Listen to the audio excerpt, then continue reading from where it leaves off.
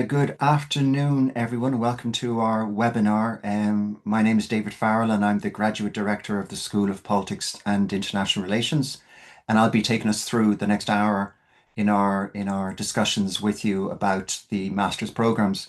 We're also joined by Dr. Dawn Walsh, who is the Program Director for the Gender Politics and International Relations MA and MSc, by Dr. Sam Brazys, who is the Director for International Political Economy. Bit of a mouthful, that one, sorry. And Dr. Nikita Khokhlov, who is the Program Director for International Relations. And then we will hear from two current master's students, David O'Grady and Leo MacDonald, about their experiences on our programs here. And then after that, we'll give you time for questions and answers from you. I should say that, excuse me, I should say that if you have any questions, just put them in the Q&A as we go through this. And also, we'll try and answer them live as they come in, or we'll also have time at the discussion afterwards to answer your questions. So I'm going to share my screens now and get started with my brief presentation, if I remember how to do that. Okay. So I'm just going to give you a bird's eye view of our master's programs just for a couple of minutes and then turn over to some of the program directors. So this gives you the list, you've probably seen it on our website, of all the different master's programs that we have. And you can see it's quite a wide range. And that reflects the fact that we're a large department. We're the largest department of political science and international relations in Ireland. And we cover, pretty much all the main areas of the discipline in its widest sense. And we want that reflected in the program offerings that we have available to you. So the entry requirements are the same for all of our programs. All the details you could want and more are on our website, particularly in the FAQ section of the website, and the link is there on the slide. But basically, the gist is that you would need a primary degree with at least a second class honours grade 1 or whatever the equivalent of that would be in the different systems that apply, and we can provide you with more information if you have any questions on that. If English is not your first language, then there are certain requirements that you would have to meet as part of your application process. And you may have noticed from the earlier slides, or noticed it anyway, that we have different types of master's programs, MA and MSc. And this slide tries to sum up the main points of difference between the two. So the MAs are predominantly professionally oriented, and that reflected in that is that we offer in almost all cases with the MAs the internship option, about which I'll say more later. And only very few of our MSCs have an internship option. So if internship is something that you really do want to consider, then you would most likely be looking at one of our MAs. You also, on the MA programs, you get additional and a wider module subject set of options. So you can choose a little bit more in terms of the range of options. And as reflected in the fact that, as I said, it's professionally oriented, where you're targeting all sorts of different kinds of careers. And I'll give you a sense of the different sort of careers at the end, and my colleagues will go into that in more detail in their presentations relating to their programs. Then there's the MSc programs, and these are specifically more research oriented. So, as part of that, we have a dedicated research methods and training, including statistics. We would require in almost all cases with the MScs, as I've said, that you write a research dissertation at the end of the master's. And this would be really the sort of thing you would aim for if you're thinking specifically for PhD or research type of career. You would most likely go for one of our MScs, but you don't have to do the MSc route if you're thinking of a PhD or a research career. It's still open to you if you go down the MA route. Just to let you know, we have a SPIRe Master's Graduate Scholarship, which is open to both the EU and non-EU. And if you get one of these, it covers 50% of your fee, whatever the fee might be. So it's 50% of the fee, whether you're EU or non-EU student. You still have to pay the student levy and perhaps any other tuition fees that might be relevant. But just note the closing date, the 15th of June. We have another scheme that has just been announced, and I know that Yuko can put some details in the comments sheet as I talk about that. We don't have a slide on that because it's quite a new offering, but Yuko will put something in the slide on that right now as I speak. Um, so what can I say about SPIRe graduate programs? What do we think makes them different? So the first thing to sort of stress is the diversity, and it's diversity in all sorts of respects. Our staff complement covers more than 17 countries, and you'll see this reflected in some of the presentations you'll hear later on. Um, but we're also diverse in terms of our research traditions. So we're very broad in terms of the kinds of research that we promote, very broad and inclusive. We stretch from normative political philosophy through qualitative research methods all the way through to hard statistical quantitative, hard in the sense of being hard uh, quantitative. I'm going to I'll stop talking about the word hard. So diversity is a key one. The second is the high quality. So all of our staff are research active, very research active. And what you get is a colleague who will be teaching you a module who is doing research in the area that they're teaching you on, because that's their area of specialism. And our high quality is reflected in the fact that the school is in the top 100 internationally of the best political science departments in the world. Flexibility, we offer a lot of flexibility. You can choose between a very wide range of different modules in our programs. You can choose a number of different programs, of course, to start with. Um, but also in terms of what modules you pick and how you might map your module choice onto an internship or a dissertation track that you intend to go down. Um, so we have a very good flexibility there. Global is a sort of fourth feature. So, it's reflected, as I mentioned, in our staff, but also in our student body. If you come here, you will be studying in a set of master's modules with students from all over the world, not just from Ireland. So you get a very strong sense of a very international school in all respects. Um, and then we're innovative. So innovative in the sense that, while we're trying to maintain the highest standards in all of our programs, we're as part of that, we're continuously updating and innovating the content to make sure that it's up to date. But also we're using different across the different modules that you would potentially be taking, a range of different teaching practices and assessment practices by the different colleagues teaching on our programs. Um, and then finally, practical. So, obviously taking a master's program is an intellectual exercise. You want to get a qualification, but you also have particular concerns about career options down the road, what kind of careers you might want. So we have in the school and across the university all sorts of support agencies there to help you and guide you in terms of the career options that you might want to consider later on after the program is over. I've mentioned internships a couple of times. So as you can see at the top of the slide there, as I've mentioned, they're available for all MAs with the exception of the MA in political theory. And then they're available for some of our MSc programs, but only for those ones that are listed there. And the thing I should stress from the outset is, we don't, if you're thinking of an internship as an option, we don't offer internships. What we provide is the training and support and guidance on the kinds of internships that you might want to go for. And some of our students who are on the program now can talk to you later about their own experiences of doing that. So we'll have a list of current or recent internships to give you a sense. We'll give you as much information as we possibly can on where you might go looking. And then when the time comes, we'll help you in terms of the host and learning agreements that need to be agreed with your prospective internship organization. This could happen in Ireland or overseas, particularly if you are an overseas student and you might want to spend the summer months back at home or in another country. The internship doesn't have to be based in Ireland. And really, the only requirement that we would have is that the internship should be relevant to the program that you're signed up for. And then finally, before I pass on to the next colleague, career destinations. And there's more about this on our website, but just to give you a sort of sense of the kinds of careers that graduates of our different programs have gone into.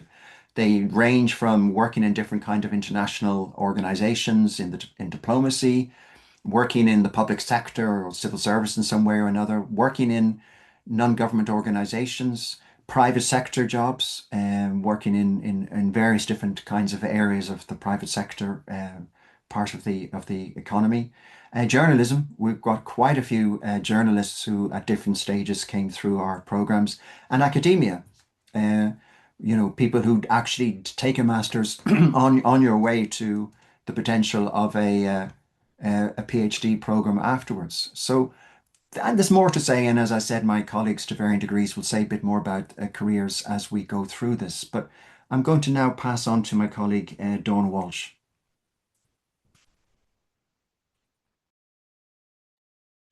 Thank you very much, David. One moment now, and I'll just get up my own slides. If you can see them now. Brilliant. So I direct the master's programs in gender politics and international relations. And we have a number of these depending on your own interests and what you would like to pursue. So this is repeating a little bit of what David said. We have the MA option, which has a strong thematic focus. And for the MA in Gender Politics and International Relations, you can complete either an internship or a thesis. The MSci has more of a focus on methodology, which you'll see in a moment when I talk about the module options for the program. But this program also has a mandatory thesis. So you do have to do your own research thesis over the summer months under the supervision of a colleague.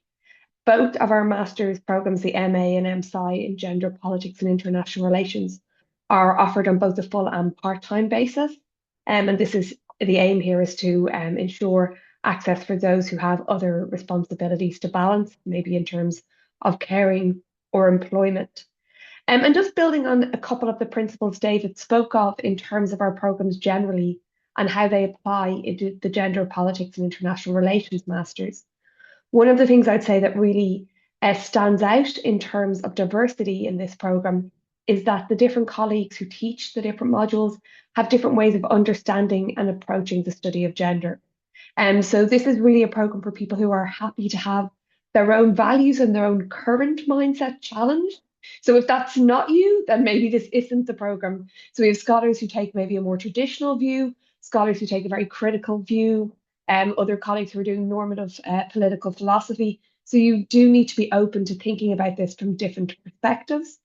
And also building on what David said in terms of the global nature of our program, I think it's one of the most exciting parts of the gender politics and IR program because the interaction between politics and gender is so different in different parts of the world and so rapidly evolving. So I will say in the last year or two, we've seen a lot more US students, for example, who may have in the past studied at home in the US, but now that's not an option for this career, this topic now coming to study in UCD. So the very diverse classroom means that you have a real opportunity to understand directly from people with lived experience how gender interacts with politics in different contexts. What we have is one core module. So gender and the political system is the core module offered in the autumn trimester. And all students on either of these programs will take that module. And that module is coordinated by myself. So I have an opportunity to get to know you all and to provide a real introduction to some of the core features of studying gender and politics. So thinking about why we might study this topic, what kind of data we need, what type of interventions there might be to make politics more gender equal, and what research tells us about the effectiveness and outcomes of those interventions. On top of doing that core module, you have a choice between two other modules. You must take one. You can take both if you're interested, but we have gender, peace and security, and we have gender and development. So I found over the years that some students had a much more security focus and wanted to look globally in that way, and others had more of a development focus. So you have an option depending on your own interest. The other gender focused modules, this is an example from this year. I should caveat this with every year there's a little bit of change as colleagues are maybe on research leave or on other projects may not offer the same modules. But this year we had modules in feminist theory, gender harm justice, gender inequality and policy, decoloniality and intersectionality, gender, sexuality and the body, and masculinities and equality. And one of the things to note is that some of these modules are delivered by other schools, but are open to students on our Masters in Gender Politics and International Relations. And I think that's a key strength because an area like gender isn't one that you can get a full answer to just using one disciplinary approach. So some of those modules are offered, for example, by the law school or the philosophy school. So there is that opening for you to have a more interdisciplinary experience. We also think it's really important that you have a grounding in methodology. So sometimes I say what takes you from being a political commentator to a political scientist is a training in methodology. So if you're doing the MA, so even if you plan to do an internship, so you're thinking, I'm not going to do anything to do with research, you still do a research design module. And this is really important because it allows you to be a critical evaluator of the research that you're consuming, even if you don't have an intention to produce some yourself. But if you're doing the MSci, then you will do Introduction to Statistics and Qualitative Methods for Political Science. And one of the things I would say to students is that if you're unsure whether you're going to do the thesis, it's a good idea to take some qualitative or quantitative methods training in advance, because you don't want to end up having maybe not secured an internship or decided you're interested in a thesis, but having missed out on the opportunity to do the modules that give you the skill set to successfully complete that thesis. As you'll see, we have some very advanced quantitative training from colleagues who really are at the cutting edge of combining quantitative data with political science. So if that's something you're interested in, and it's a very transferable skill, things like learning app data wrangling or learning how to engage with AI, so they are open to you. And we also have a whole range of modules in other political science and IR areas that are available. And sometimes students are interested in doing gender and politics, but they may be aware that it's useful for career development or for having a broader understanding of politics to take some modules in other thematic areas. So they are all open to you as option modules. So it's up to you how much you want to focus on gender, or if you really want to balance that with a broader set of modules. Again, as you have an internship and a thesis option, and we always do get the question of kind of what type of internships do students do. And as David said, it does have to be relevant to your program. And I think one of the advantages of gender politics and IR is, and there's very few institutions I feel you can work in where gender is not a relevant factor. We've had students work with political parties and with parliamentarians, and particularly those that are focused on gender equality initiatives. And we've also had individuals work with lots of civil society groups and NGOs, both in Ireland and globally.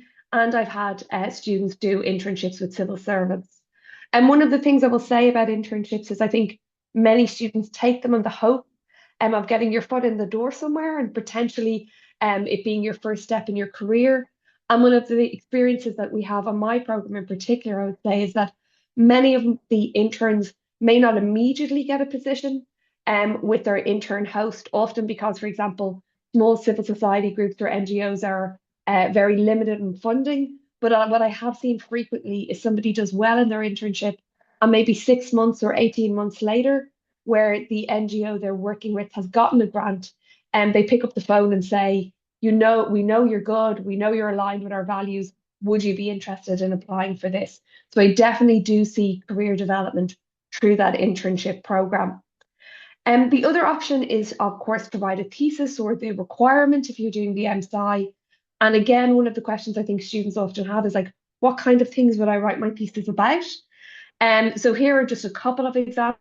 And this year, I'd say we've just started. So this morning, I had my first supervision meetings with the students I'm supervising this summer. And unsurprisingly, the issue of kind of AI abuse of women politicians and that impact on their participation and their political empowerment is one that's really coming through now. So one of the lovely things about writing the thesis is that it allows you to apply everything you've learned from the academic literature you've engaged to answer a question that's current and contemporary in the world that you're interested in. And I would also say, I'm a little bit of an advocate of the thesis, maybe over the internship for many people, in that you can often do an internship in another context, but doing a thesis is really a unique opportunity to engage in your own research, supervised and supported by academic staff. So it's one of my favorite parts of my job, supervising these. So if you're in any way open to doing one, I'm also, of course, very happy to chat with individual students about the kind of pros and cons for their particular circumstance. So, and that's everything I have to share. But I'm very happy to answer any questions that you do have about the program. That's great. Thanks very much, Dawn. And go straight to Sam. Great, thanks. So I'm just going to talk briefly about the MA MSc in International Political Economy. So I'm the director of that. My name is Sam Brazys. And basically, this is the program that we have in SPIRe that kind of comes to the forefront or the meeting point between international politics and international economics.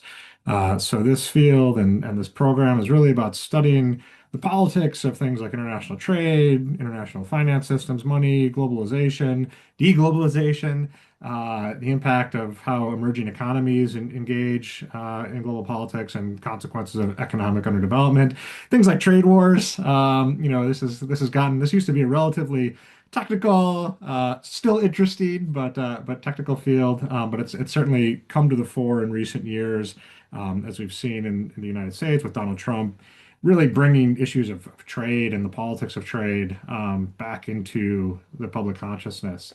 So, some of the highlights of studying IP at UCD in particular is we will look at, or you will look at on this course, both positivist and critical approaches to international political economy. So sometimes what's called the American school and the British school, but we go beyond that. We look at critical approaches, Marxist approaches, gender-based IPE, critical environmental international political economy. We have a lot of active learning in this program. So I coordinate one of the core modules, the module in International Political Economy. This year, we just wrapped up group simulation of a trade war where the students basically represented different entities, different countries, or the European Union, and had to try to figure out some trade war issues themselves. As David and Don have both said, I think one of the real highlights of not just this program, but all our programs are really the global classmates. So I think we had about 25 different nationalities represented in my IPE class this term. And that's just fantastic because you really get these viewpoints from people all over the globe, from different perspectives, different economies, different cultural contexts. And I think that that's something that you really won't find at many other institutions. Don's already done a great job of showing some of the range of optional modules that are available to you. And I think that's just actually a really nice feature of our programs here at UCD. So, you can get your degree qualification in the thing that you want to signal to, employers or to further, research development. But you can really sort of add the right dimension that suits your interest of study. So, if you want to do gender and security, you can do that. If you want to do gender and international political economy, you can do that. You can kind of match together some of these different topical interests and really create a little bit of your own sort of bespoke program. And then both David and Don have already talked a lot about the MA, MSc and the difference between the internship and the thesis track. So I won't say anything more on that and save us some time for the Q&A. Just, a lot of students, I do get questions, well, geez, do I have to have studied economics to do this module, or do I have to have a background in international relations? Obviously, that'll be useful, right? If you have some background in international relations or international economics, that can be useful, but it's not necessarily required. So the program doesn't assume that you have those prerequisites. And really, we've had students with backgrounds ranging from philosophy and arts to management to hard sciences. And all of those students have really done well and have thrived in the program. The biggest thing is just coming in with sort of the curiosity and the interest in learning. And frankly, actually, students who come from some of these different backgrounds can sometimes bring, again, a little bit different perspective on some of the topics that we cover. So, how cooperation, international science, right, or commercial research and development, might influence some of the politics around trade or global investment or what have you. So career opportunities, like both Dave and Don said, lots of our graduates go out to all sorts of things. I have a list here, some of the places where our graduates have gone in recent years. So, I see both national, international government agencies, departments of finance, European Commission, sort of quasi governmental institutions. NGOs. And also from this program, we do have some students that go a little bit more private sector, either into consulting roles. So we have students that go to some of the big consulting firms, but also sometimes into finance or investment. Students will go there. And of course, we also do have students, especially from the MSc track, that might go on to a PhD. So that's all I have. So I'll stop there and look forward to answering any questions in the Q&A. Thanks, Sam. I should have said at the start, we're recording this webinar, which will then be posted on our website very soon after this is over. But we're going to stop the recording as soon as all the presentations are finished. So that will allow anyone who wants to ask a live question, you can come on screen if you want to, or type it, it doesn't matter. The questions and answers will not be recorded. So the final program then is the one on international relations, and I turn to my colleague Nikita. Hello, I will just share my slides in a minute.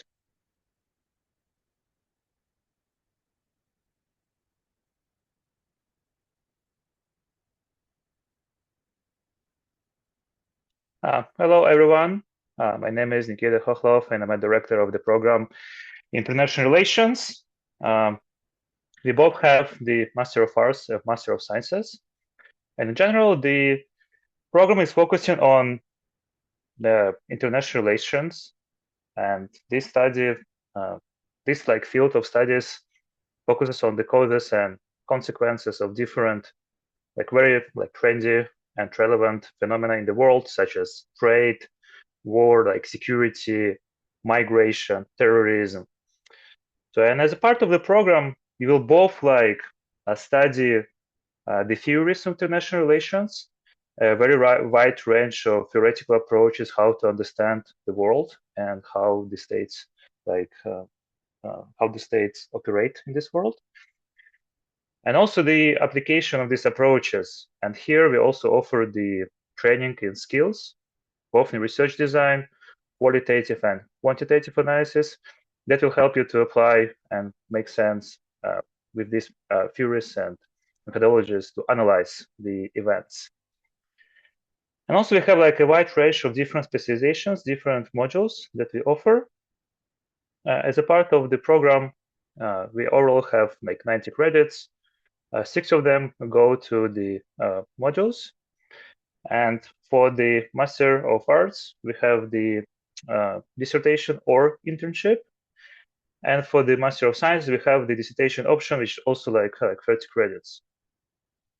So for the core of the core modules, the main difference between Master of Arts and Master of Science is that the MSCs, they have the Introduction to Statistics as a core module, while Master of Arts don't have it, but they can also select it if they would like to.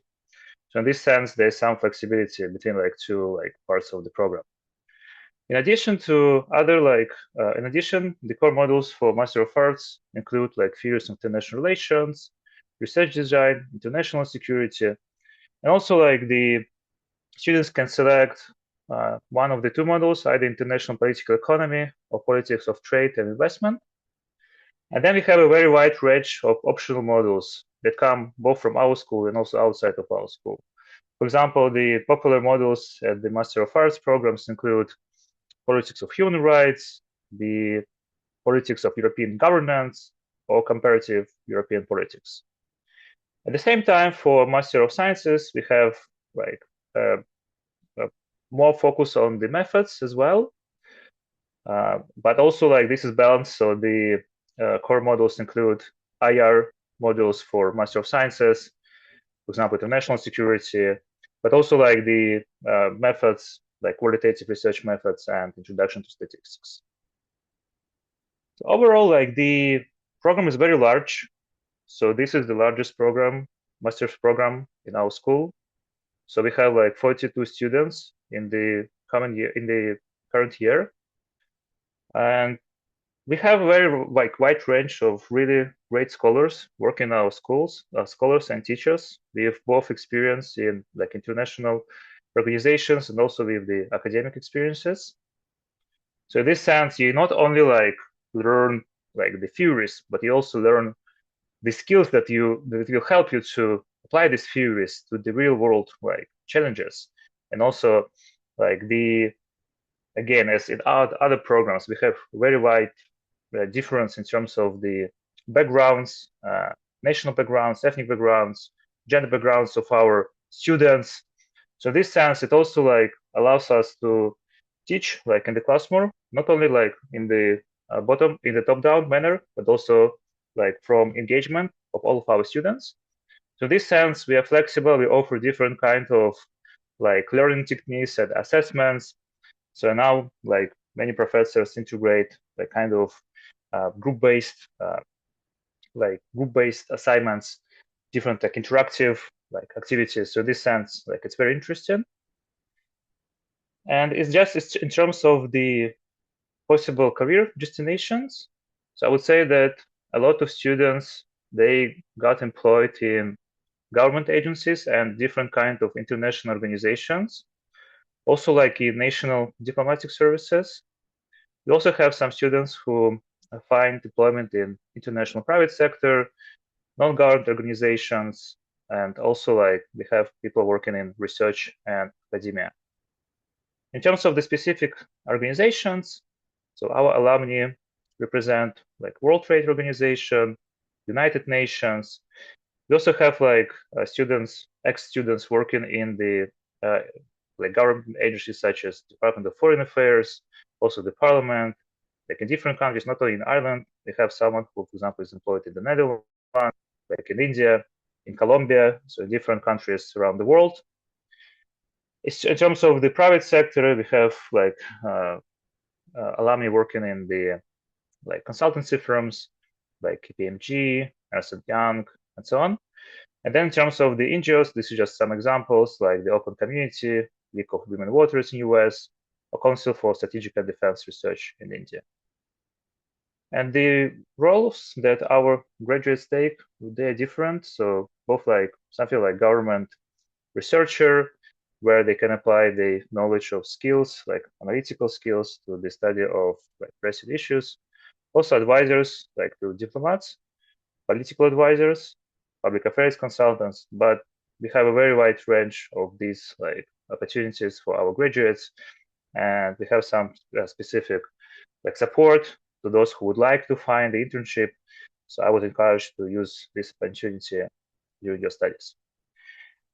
Thank you very much. So I will pass to our like current graduate students, Leo and David. Thanks, Nikita. Yes, so David and Leo are going to sort of talk us through a little bit about their current experiences as students on the program, and I'll start with David and then hand over straight away to Leo. So David. Perfect. Thanks, David. So hi guys, I'm delighted to join the panel today to give a bit of personal experience to my program. So I decided to pursue the MA in International Relations. As Dr. Brazys mentioned previously, it wasn't required that I needed a background in political science or in international relations. Interesting enough, I had a background in fashion, so we'll say there's some crossover there, in the sense that I really found that my experience from working, say, for 2 years in an account management role and working in the fashion industry really was applicable to my time here, so much so that when deciding what thesis topic to choose, I actually went down the route of the fashion industry and sustainability and that topic, which I'll discuss later. But in terms of why I chose UCD, I actually always wanted to go to UCD, but as a Galway native, I stuck with the safe option and went to Galway first for my undergrad. But I always knew that I would come back and do a master's in UCD. And why not? Because when I attended the open day back in 2018, 2019, I was just amazed with the college. Like it's stunning. The resources, the facilities are second to none. And when looking at the lake as well, I thought, right, I'm going to get my picture in front of the lake. But in all seriousness, I looked at the employability, and when I seen 98% employability after graduation, I knew that I was making the right decision. especially in terms of changing career path. And then even looking at the likes of the alumni that have come from the college, like we've former Taoiseach that have graduated from the college, and as well as other political, and as Dr. Farrell or Professor Farrell mentioned, a lot of journalists as well, which really interested me. So overall, I've had a fantastic experience. I've had the pleasure of working with Professor Farrell and Dr. Brazys in both their classes, and overall lecturers have been so supportive and just honest, because as someone who graduated back in 2022, I wouldn't have been writing academically in a while, so I was a bit rusty in that sense, but so quickly I got up to speed, and like it's brilliant to look back at my writing at this stage now and see such a difference in the quality, and yeah, I would just take great pride in it. And that's been helped overall with the likes of the resources on campus, like the Academic Writing Centre, and even just something as simple as the library staff are so helpful.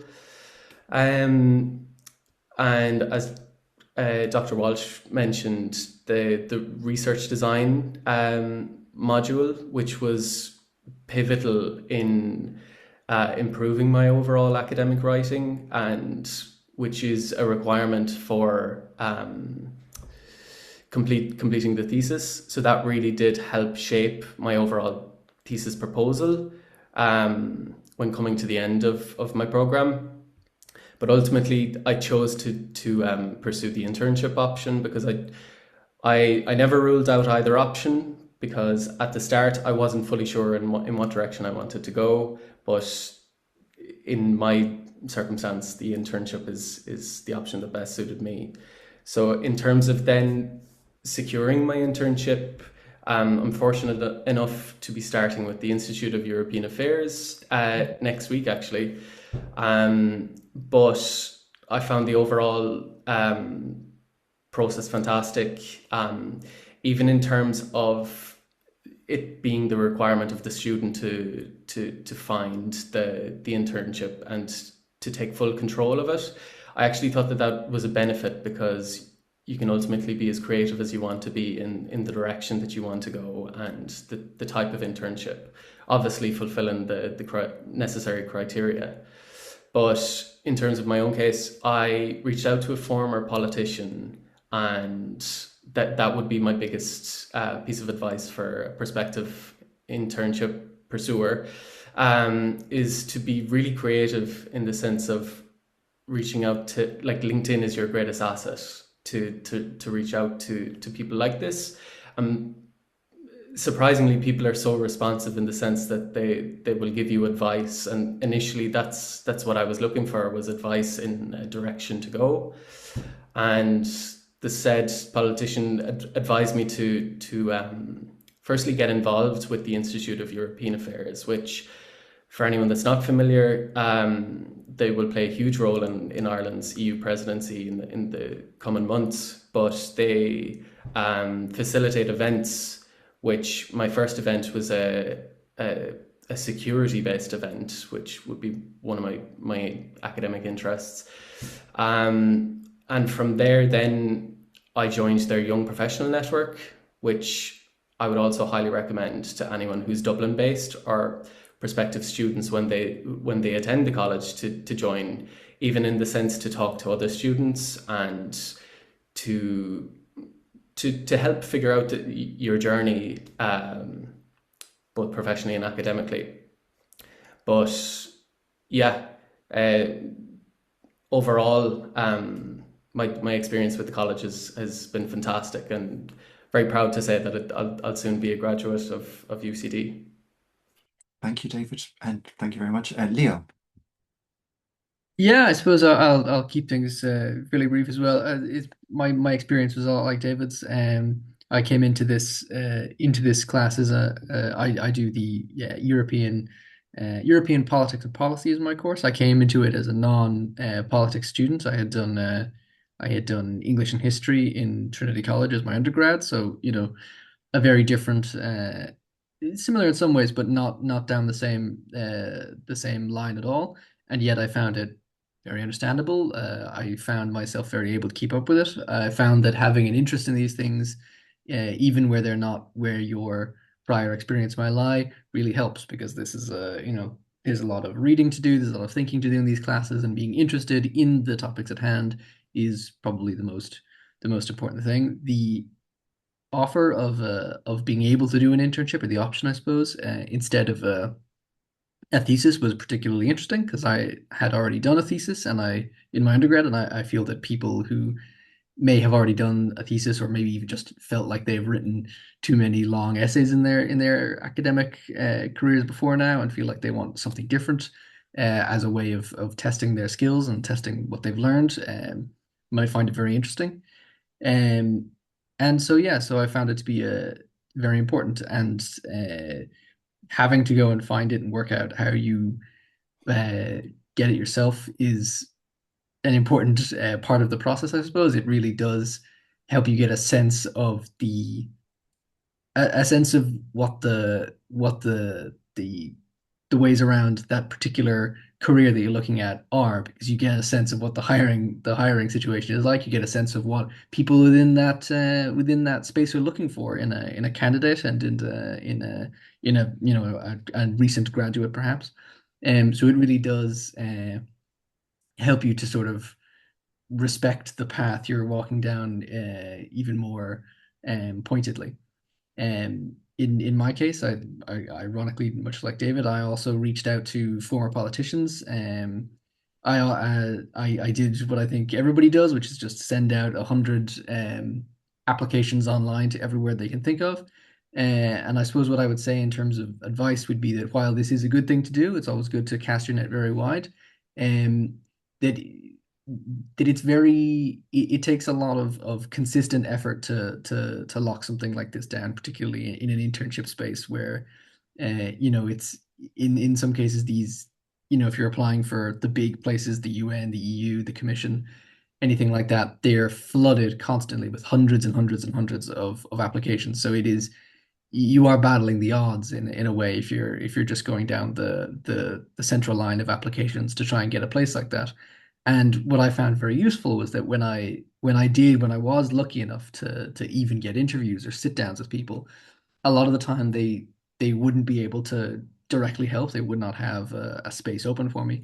But I found it very useful to ask them, where should I look next? What should my next port of call be? And 99% of the time, these people are in these fields more than happy to help. They are more than happy to try and give you advice on, even if they can't help you, where the next place to look would be. So I spoke to a current politician, and she pointed me to one of her old colleagues, and he couldn't help me, but he pointed me to a business that he's worked with in the past that is um, working with the European Union, and so I went to them, and they thankfully have now offered me a place. So I'll be working with the CREFC Europe, which is a commercial council. They work by representing commercial industries to the EU. So it's not where I started.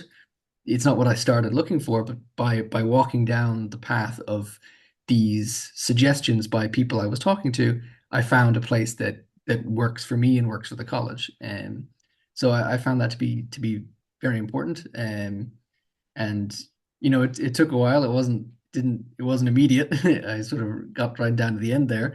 Um, but it's very important to do. And the whole time, because you can never be sure if it's going to work out, it's also very useful that the college lets you, or I suppose suggests to you, to keep working with with your advisors on what you would do for a thesis if you couldn't lock it down, because we can get very focused on the thing we're looking to do, and not consider, well, if this doesn't work, I really do need to think about what's plan B. So I'm very grateful. I'm very happy that I was able to work with members of the faculty on what my thesis would have been should I not have been able to lock down the internship.